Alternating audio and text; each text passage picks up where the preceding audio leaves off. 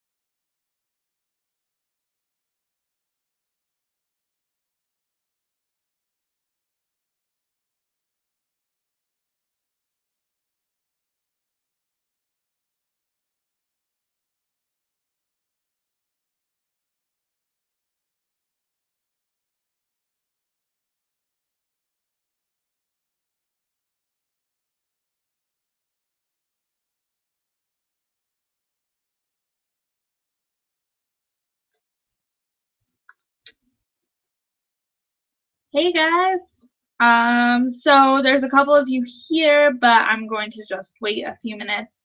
I know that like the tweets and emails and all that stuff just went out, so we're just gonna hang out for a sec, and wait for some people to come in. But if you're already here, say hello in which way is it? This way? In the chat box? Yeah, that way. Um, say what you do, like where you're from and your site, and like leave a little link so that I can connect with all you guys after the webinar. And feel free to tweet at me during this. I have Twitter open too, so if you'd rather do that, you can tweet at Nora Blosser. I know, it's confusing. Nora Conrad is taken though. Yeah. So let's see, it is 4 o'clock right now. So I know that there's a pretty big, I think it's like a 30-second delay on the video and what you guys are seeing. So yeah, we're just gonna take our time here and let some people pour in.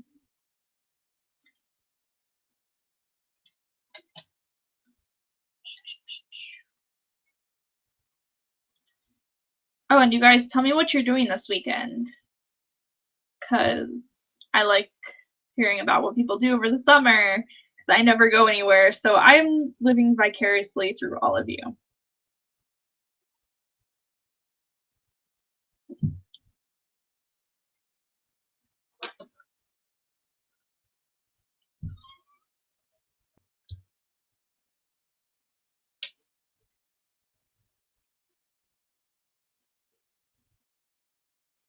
Oh, there's a huge delay. I'm just now seeing this. This is like a minute delay, so this will be interesting. So I'll just kind of wait for, I don't know, people to chat. And then once you guys kind of start chatting, I'll know that enough of you are here to start. And again, if you're watching this recording, you can skip forward about 5 minutes from this point, and that's when I'll kind of get more into the content.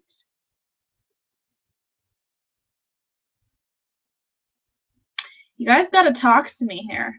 This is like a Q&A. Like I have some content, but mostly I'm going to be answering your questions. So bring me questions. I know this is at like a really weird time because it's a Friday.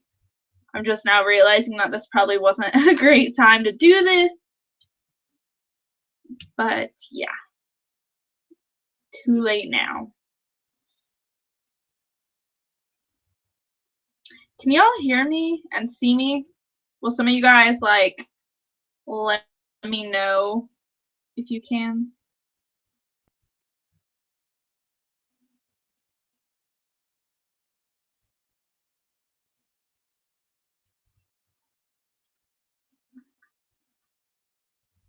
I'm not sure if you guys can hear me. I'm using a new microphone, so I'm kind of crossing my fingers here that it works okay. I tested it earlier and it sounded good, but yeah, not sure.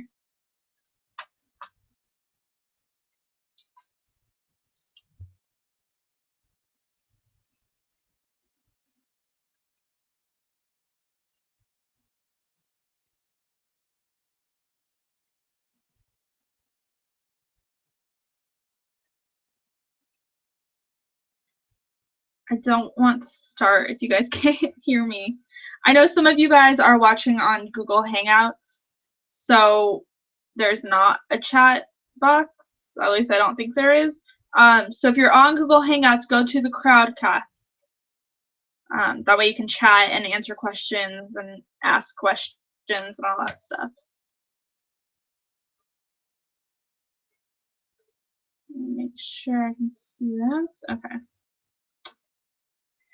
Yeah, it says there's 20 of you here, but no one is telling me if you guys can hear me, so come on, y'all.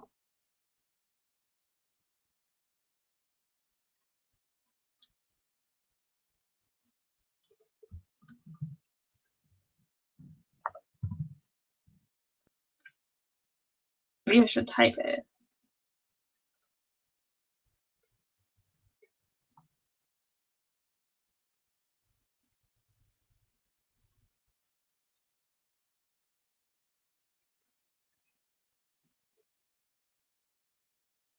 Uh-oh, now I'm worried.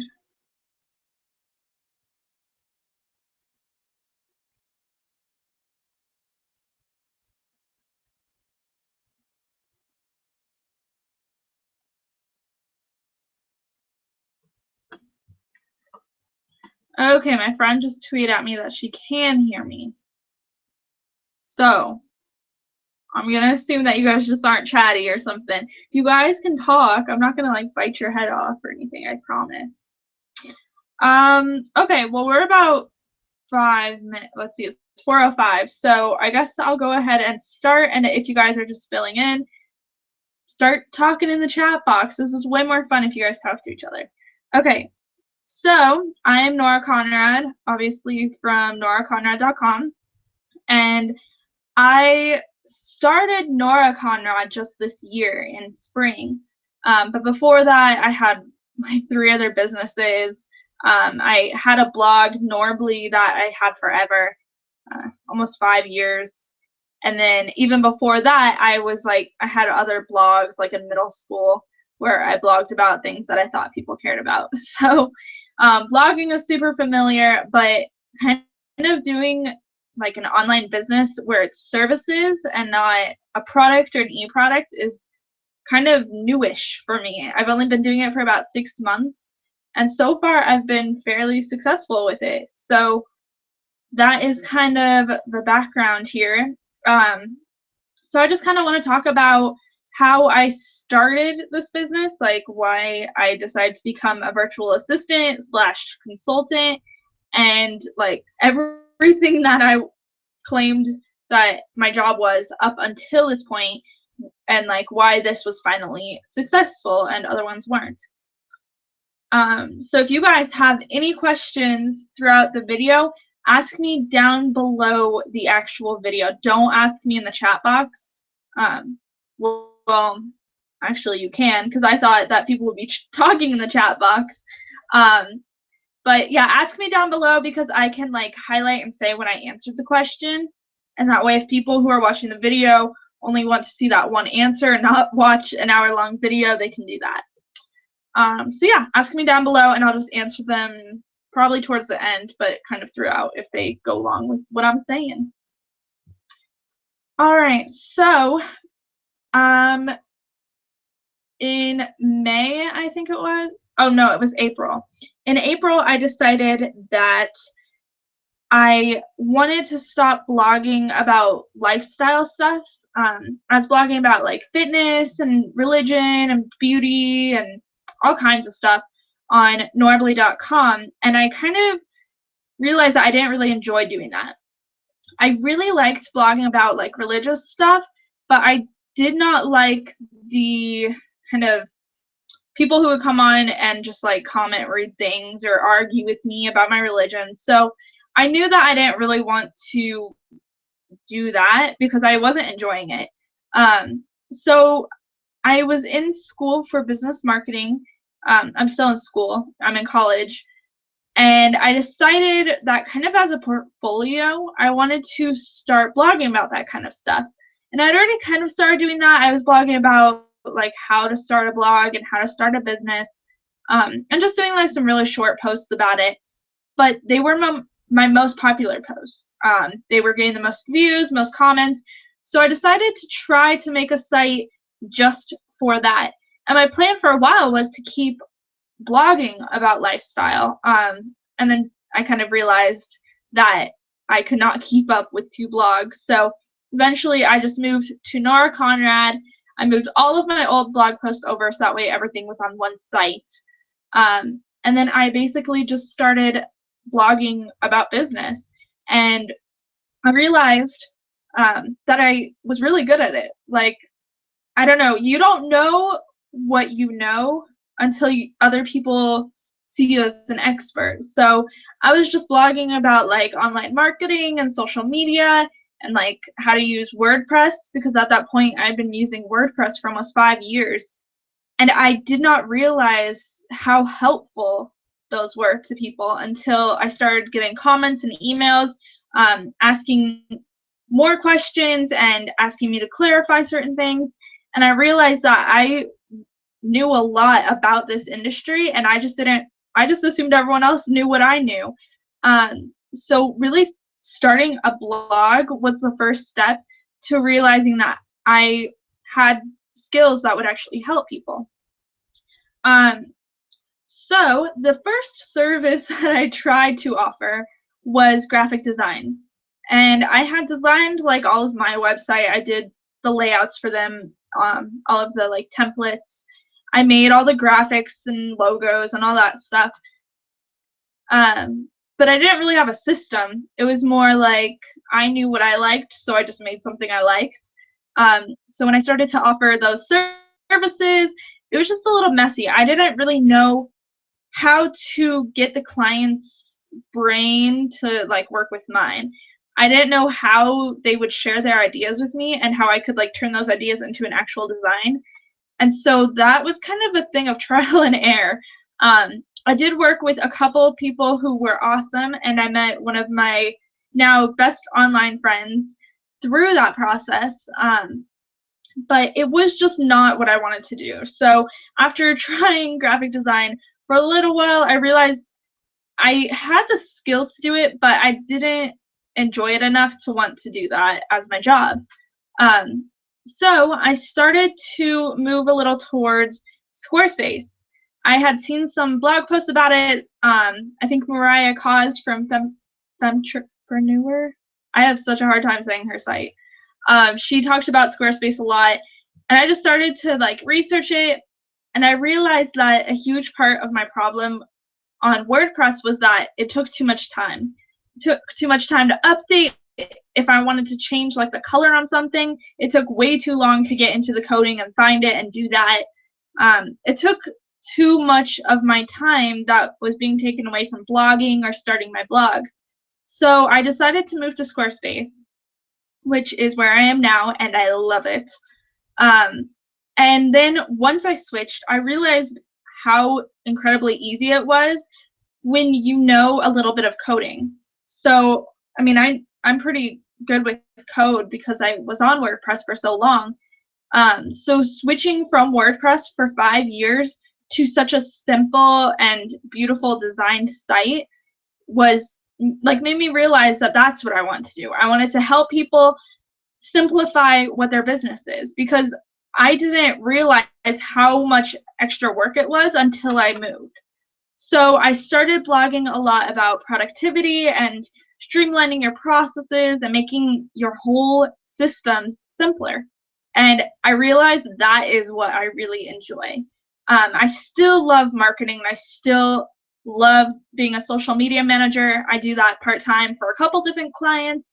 I do it as a virtual assistant, and I actually have a part-time internship that I do that for. But I really realized that that is what I'm good at, helping people simplify. And more specifically, helping people simplify in their business. So it wasn't like I woke up one night and I realized this is what I want to do. It was a whole process of trial and error. You're going to probably start 4 businesses before you find the one that you really want to do. And that's okay. That's how life works.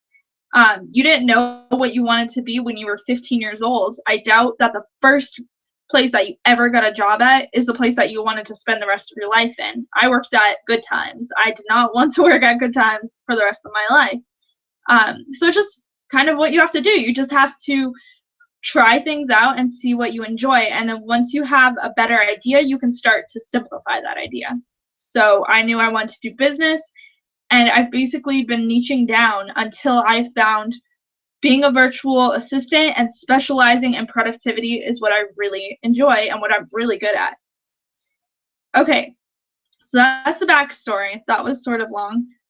You guys need to hop into the chat and start asking me questions or kind of talking about what's going on, what you're working on, and I want to help you guys. This whole thing is a behind the scenes, so I want to use what you're doing and help you simplify that by telling you like what tools I would use. So hop into the chat, tell me what projects you're working on, like if you're on WordPress or Squarespace, if you just started your business, if you've had it for 10 years. Tell me what problems you're dealing with, and we're going to just kind of work this out on the video. But you guys actually have to chat for me to do that. Otherwise, I'm just going to keep talking. Okay, so while I wait for you guys to get chatty, what I'm going to do is take you through my client process. So when I have someone who's interested in my services, this is like the steps that I go through to get them from start to finish. So most of my clients find me through my site. There's quite a few that have found me through Facebook groups, like Savvy Business Owners or Being Boss. But usually then they go to my website and then contact me from there. So on my website, on my Work With Me page, I have a little link that says Contact Me, and that link takes them to my forum on 17 Hats. And if you don't know what 17 Hats is, you're missing out. It is like the best system for consultants, anything that's kind of like a service-based thing. 17 Hats is for you. So it is $29 a month, or you can pay less if you buy like a whole year. I just pay monthly because some months are really slow and I didn't need it, and other months are super busy. So once they fill out a contact form, that is sent to 17 Hats, and 17 Hats automatically creates a little like contact for them. Then I get an email notification saying you have a new lead, here's who they are, here's like their contact form, and I can see everything that they filled out. At that point, I go into 17 Hats, and all the emails I send are through 17 Hats. It's connected to my Gmail account, so I can still like email and see all the emails through there, but I do everything through 17 Hats because I have little like templates or canned responses set up to make the process a little quicker. So I do send like personalized email, especially for that first one. I want to like make sure that I'm meeting exactly what they need and they're not just getting like an automated response. So I just kind of go through, I explain what I do, I give them some of my pricing information, and I ask them to fill out a questionnaire so that way I can kind of get a better idea of what they need. And then I send them a link to my calendar so that way they can set up a Skype or Google Chat meeting with me. That way we can talk face to face and I can ask them questions, excuse me, and they can kind of explain themselves better than on paper. I always meet with my clients, even if it's just like a 2-day project that I'm working on, or even if I'm just organizing their email for them. I always meet with them because a lot of times people don't know exactly what they want. They know that they want organization or they want to save time, but they don't know how to get there. So by us talking face to face, we can kind of go through that and just basically hash out the details. I always take notes during the conversation. I have a bunch of these little moleskins, so I write in these constantly. I take everything down into these. So I keep track of all of that stuff, and then after our meeting, I immediately send them either more pricing information, if that's what they wanted, a quote, so if they do want to work with me, I will send them like an exact price for their project, or I will just send them an email thanking them. If they didn't want to work with me, I send them a little like list of other people who would fit with them better, as well as some information if they want access to some of my resources and tools if they prefer to do it themselves. So after the meeting, I go into 17 Hats and I print out the questionnaire, and if they signed a quote or if they signed a contract, and then if they paid an invoice, I print all of that and I keep it in these file folders. And I keep these file folders on my desk until the project is totally done. And the reason I do that is because I really like having things written out. I like to take like handwritten notes, but I like to be able to take those with me wherever I go. So if I'm going into the office one day, but I want to work on client stuff, I can do that. And that just makes it a little easier. So everything is in one place. If you are more of like an online person, you can scan all your notes into Evernote and just keep everything in Evernote, which I also do just because I'm crazy and I have backups of like everything.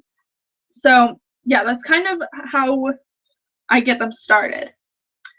Once we start the actual project, depending on what it is, if it's just organizing like their email, we usually just email back and forth, or sometimes I even text people back and forth if that's quicker. If it's a full-on project like creating a Squarespace site or scheduling social media stuff, like an ongoing project, I set them up in a website called freedcamp.com. And I'm going to type that in, Freedcamp. So Freedcamp is basically a project management system. And what that does, it's a lot like Asana, but it's a little nicer looking. It's not as powerful as Asana, but as far as working with clients, it's much easier to invite someone and have them be able to see everything. The best part about it is that there's a tab for your to-dos, so you can have like your task list. There's a tab for files, so you can easily see like all of the files that you've added into the project. And there's a tab for discussion. I love this because I get so many emails in a day that sometimes client emails will get lost or they get pushed further down and I don't see them until later. If I use Freedcamp, I can always look in discussions and I always know when there's a new discussion. So it keeps everything in one thread rather than like 18 emails, and it just streamlines everything. So what I usually do is kind of explain that to my clients, and I tell them they can add tasks and they can assign them to me, and then I'll get a little notification telling me that I have a new task. And then as I'm working on that task, I can move it into the in progress section, so that way they know that's something I'm working on. And then once I'm done, I move it to finished. And that way, my clients know from start to finish exactly what to expect, exactly what I'm doing, and when I'm doing it. And that just makes it so much easier for everyone because you're not exchanging 50 emails back and forth, and everything is like in one system. Another thing that I do is I upload the quote, contract, and the invoice for the project into Freedcamp, so that way they can access it at any time, or if there's any question about payments or anything in the contract. So that is how we do the project. Once the project is complete, again, it kind of depends on what it is. If it's a website that I made for someone, I send them the final invoice, and then I give them the full access to the site. So I'll transfer ownership, or I'll send them all of their completed files if I was doing something with graphic design, or if it's like the end of a social media contract, I will log out of everything and then they can change their passwords. But the main idea is that I get my clients' payments before handing them all the final things. That way, if for some reason someone didn't pay, or they were late on their payment, or they just were scamming me and trying to get out of payment, they don't have access to all of my work until they pay it. And that kind of protects me, but it also gives them an incentive to pay you on time. Because you might have a client who's perfectly nice and doesn't mean to like gyp you or anything, but they might take a few weeks extra to pay you if you just let them. So that's kind of how I do it, and it just makes the whole process a lot quicker and it moves a lot smoother. Before I started doing that, I was waiting weeks, sometimes a month, for people to actually pay me. So this has made it so much quicker, and none of my clients had complained about it or said anything that made me think that wasn't okay to do. So yeah. Then after that, I keep all of their project information, so everything in Freedcamp. I leave that for them for 6 months. after 6 months, sometimes I'll just leave it, but if I start to run out of room, or it's just there's no need for it, then I just archive the project so that way I still have access to it and I still have all their files, but it's not on my dashboard where it's easily accessible. All right, you guys are not chatty. Plus, there's been people coming in and out, so I need some questions to answer, you guys. I told you I'd take you behind the scenes, but this is also a Q&A, so you guys gotta ask me some questions to kind of keep this video going. Otherwise, I'm just gonna probably cut it off here in a few minutes. I know there's a huge lag, so we're just gonna wait for a sec for you guys to ask me questions. And if you're watching the recording of this and you want to ask me some questions, just ask. I am more than happy to help you guys out. I could always do another one of these if this one is kind of lame, which I shouldn't have done on a Friday night, but that's okay. Okay, let me look through my notes here. Let's see what else I can chat about.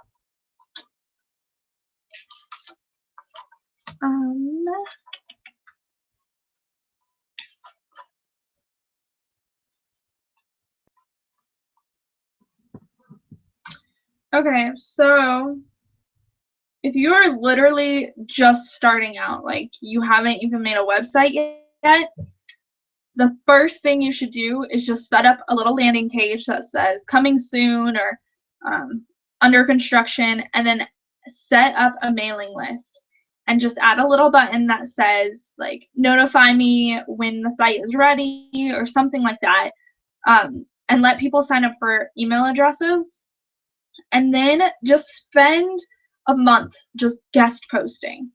Go onto every blog you can, email bloggers, ask for a chance to guest post. Make sure that you actually have an idea for a post. Like, don't email a blogger and be like, hey, can I guest post? And have no idea what their blog is about. That's a big no-no.